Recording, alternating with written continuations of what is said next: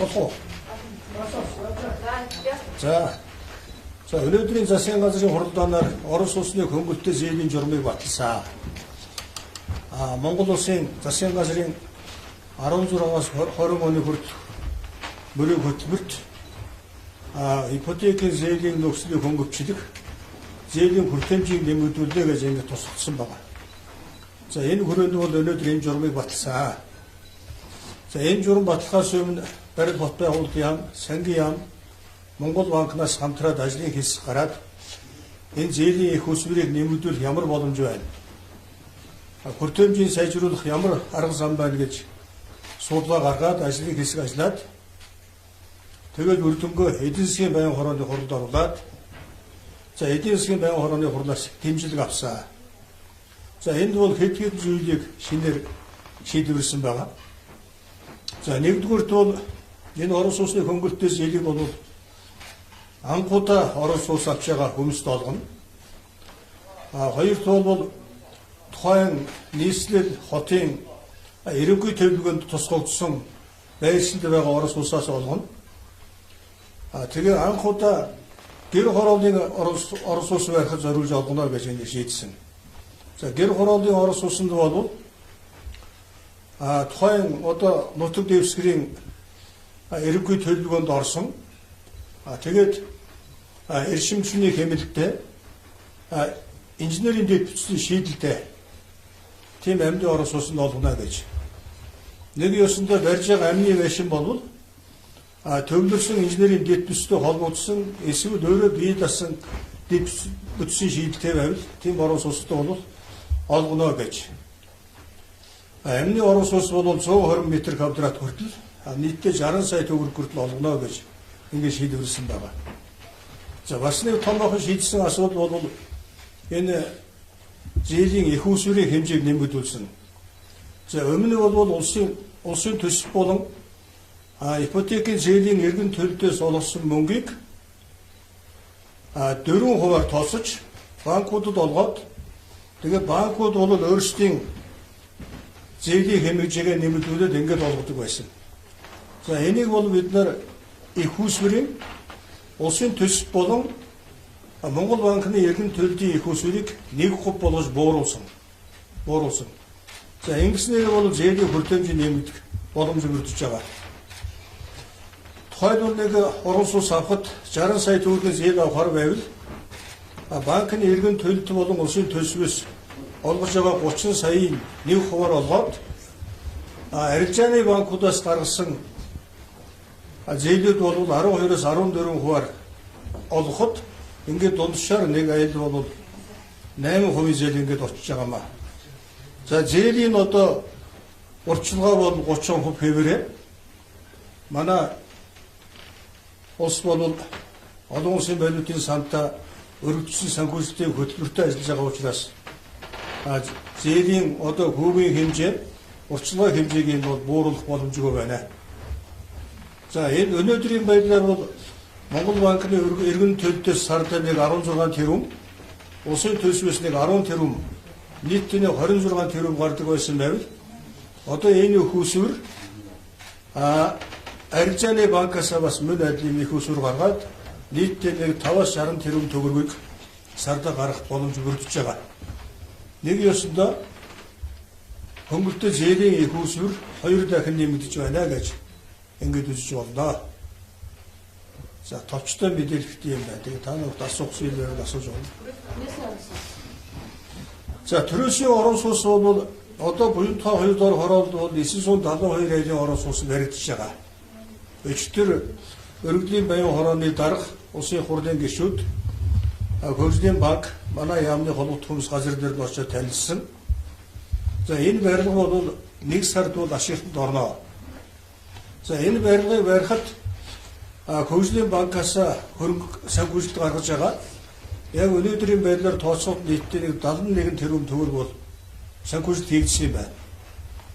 За, ингээд 1 м2-ийн өртгийг тооцоод нэг сая 300-аас сая 400 орчим төгрөг гарч байгаа. Энэ 972 айлын орон сууцыг бол бид нар төрийн орон сууцны зорилтоор, төрөөсийн орон сууцны зорилтоор барьж байгаа. гадны инженерийн дэд бүтцийн бол төрөөс хийж өгсөн. За санхүүжилтийн бол ингээд хөгжлийн банк гэдэг бол төрийн банкнаас санхүүжүүлсэн. Ингээд өртөг бол хямд гарч байгаа. 1 м² тийм өртөг. За энэ орон сууцыг одоо цаашдаа төрөөсийн орон сууц болох асуудлыг бол энэ байр ашиглалтанд орсны дараа бид засгийн газарт оруулнаа саналаа. Нэг ёсондоо саяны хөгжлийн банкаас гарсан 71 тэрбум төгрөгийг орон сууцны сан бүрдүүлэх журмаар засгийн газраас шийдэх юм бол төрөөсийн орон сууцаар олгоно гэсэн юм бодолтой байна. Бас төрөөсийн орон сууцыг бол зарим компаниуд өөрсдөө бас хэрэгжүүлж байгаа. Дахин төлөвлөлтийн газарт. Өнөөдөр ер нь орон сууцны өндөр байгаа хамгийн гол их усүрийн нэг бол арилжааны банкуудын зээлийг өндөр байгаа. 16-аас 20% хүртэл 25% хүртэл зээл болж байгаа. Эндээс болоод ер нь орон сууцны өртөг бол маш их өндөр байгаа. Тийм учраас зарим одоо барилгын компаниуд өөрсдөө санаачлаад хөгжлийн банкаас бага хувьтай зээл аваад арилжааны банкны өндөр хүүгийг дамжихгүйгээр тэгээ өөрсдөө тухайн одоо газар солиулсан зарим айлуудыг өөрсдөө барьсан орон сууцнд оруулаад тэгээ зарим айлуудтай гэрээ хийгээд гэрээ хийхдээ бол банк дамжихгүйгээр өөрсдөө төлбөрөө нэг 5-аас 10 жил төлөх юм бол тэр байрыг бол шууд тэр улсад олгохоор ингээд барилгын компаниуд гэрээ хийгээд ажиллаж байгаа. Энэ бол бас санаачлах гэж бид нар дэмжиж байгаа.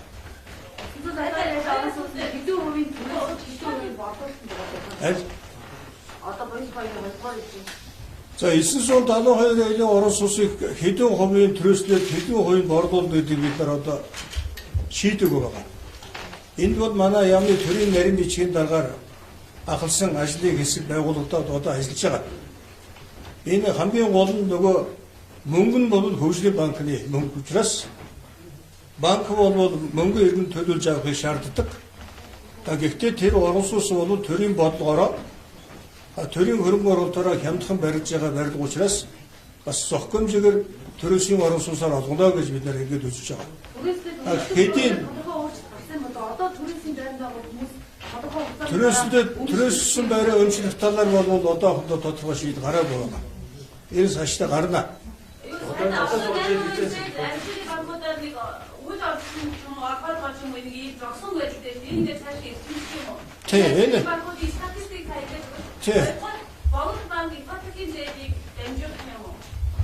За одоо бол энэ журмаар явна. За энэ журам гарсны дараа бид нар Монгол банк, Сангийн яам, барилга хот байгууллагын бол хоорондоо гурвалжин гэрээ хийнэ. Саяны журмыг орон сууцны хөнгөлтэй зээлийн журмыг хэрэгжүүлэх гэрээ байгуулна. За энэ гэрээ байгуулсны дараа Монгол банк арилжааны банкуудтай гэрээ байгуулна. Нэг ёсонд арилжааны банкуудтай 1% хүүтэй мөнгө өгч байгаа учраас арилжааны банкуудтай бол Монгол банк гэрээ байгуулна. Тэг гэрээ байгуулсан учраас арилжааны банк бол тэр энэ журамд бол захирагдана. Энэ журмаар явна. За өмнө нь бол арилжааны банкуд бол энэ журамд захирагдахгүй байсан. Зээлийн хөг бол зарим нь өөрсдөө тогтоодог байсан. За би дараа нь танд бол ипотекийн зээлийн санхүүжилт ирсний дараа би зээл болгоно гэж өндөр хувьтай тийм гэрээ хийдэг байсан. Зарим нэг урьдчилгааг бүрэн төлөвлөдөг байсан. Энэ цаашдаа бол ийм дутгал гарахгүй арилжааны банкуд. Хэрэг арилжааны банкуд ийм дутгал гарах юм бол Монгол банк бол гэрээгээ суслаад ипотекийн санхүүжилт олохгүй гэж ингэж үзэж байгаа. Харилцагч байгууллагатай зөвхөн зээл гаргадаг.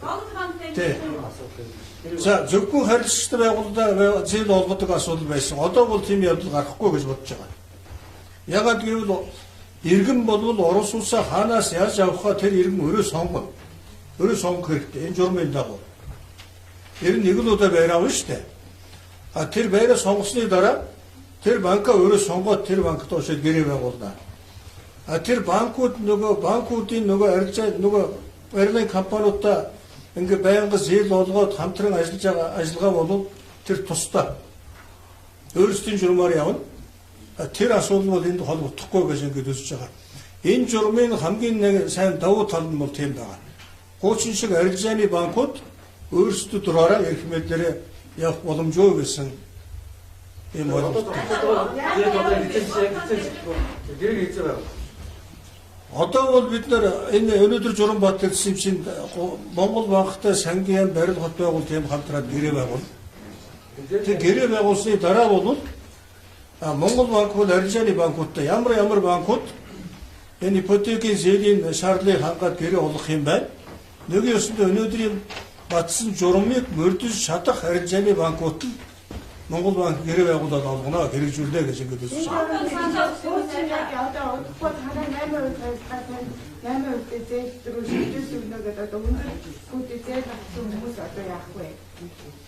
Тэр бол банктай өндөр хүүтэй зээл байгуулсан асуудлыг бол тухайн хүн өөрөө тэр банктай арай шийднэ.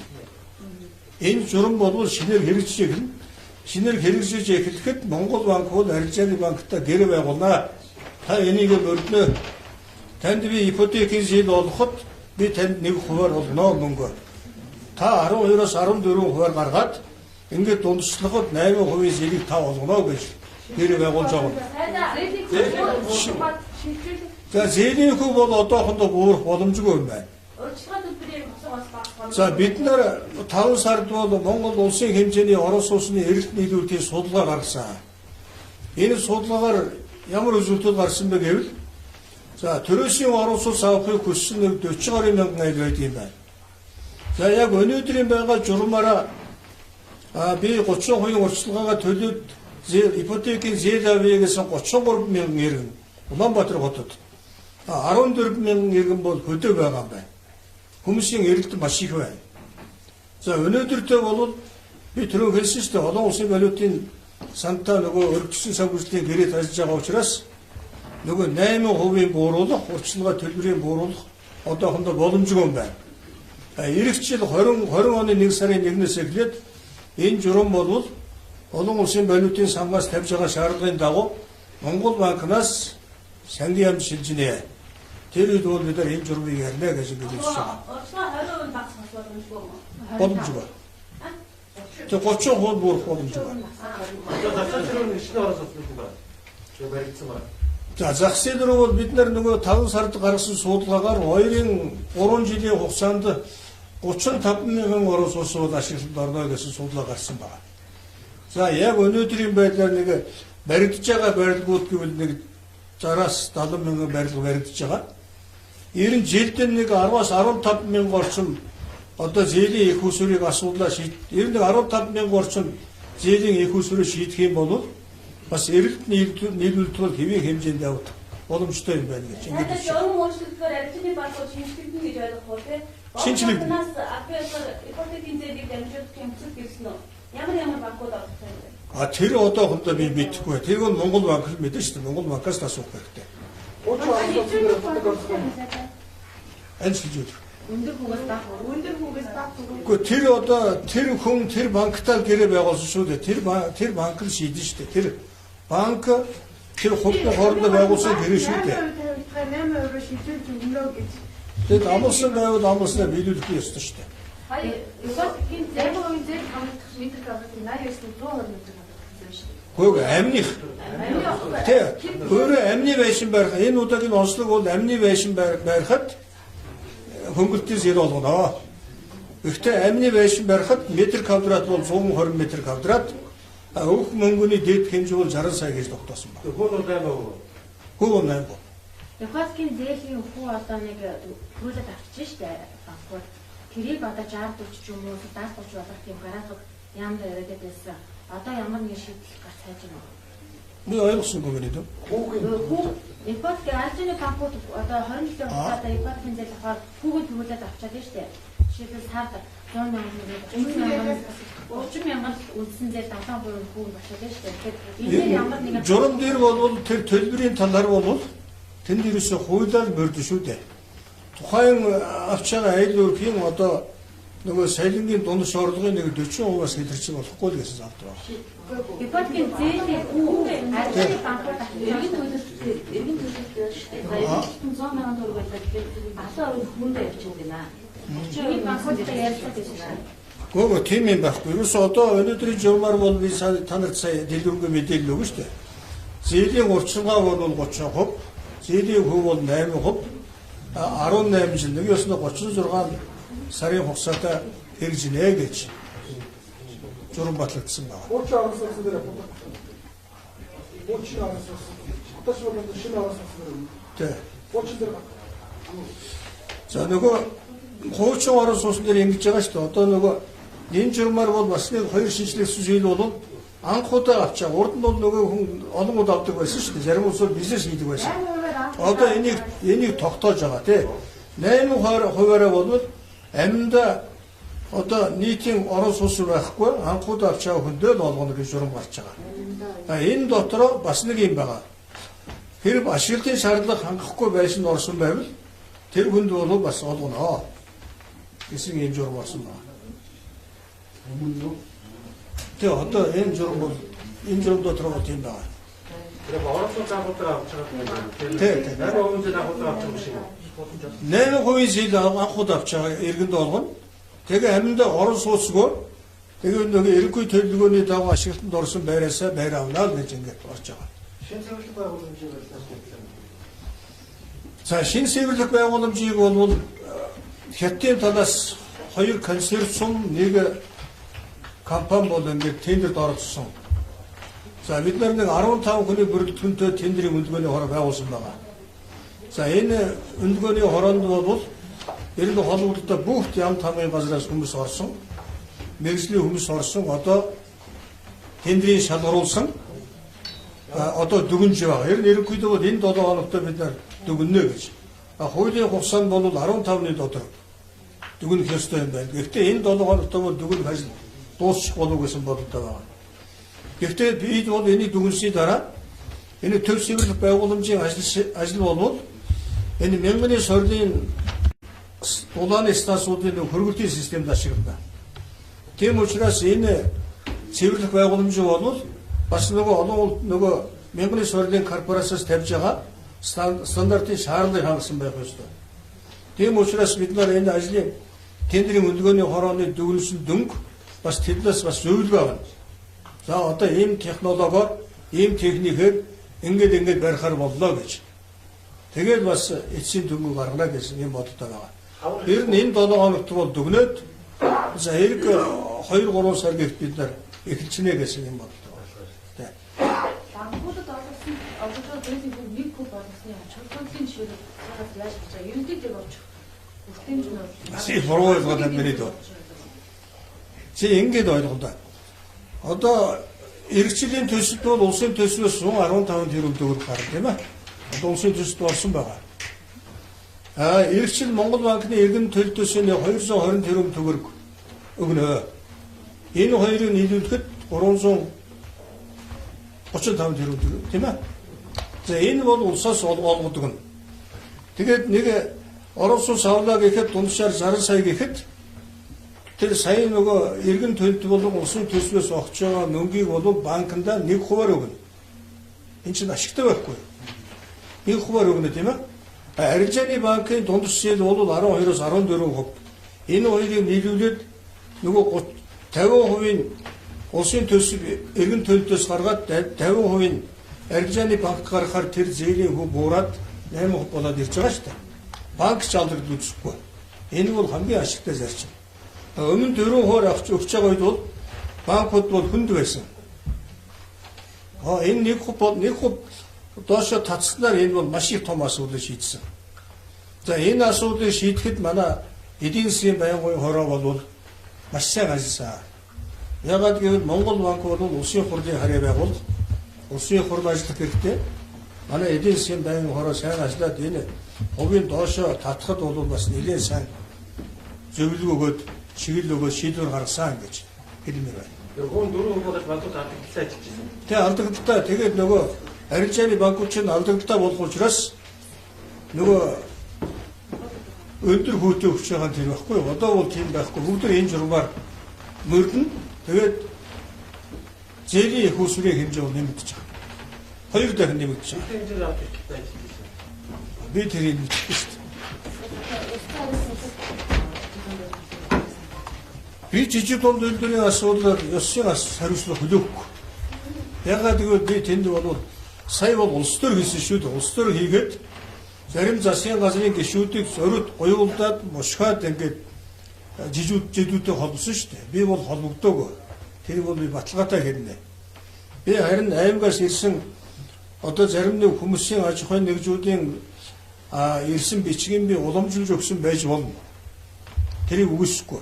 Гэхдээ тэр компани зээл өгөх гэж би ямар нэг тулгуур шаардлага хийгээгүй учраас би ямар нэг хариуцлага хүлээхгүй. Би буруутан биш гэж хэлж байгаа.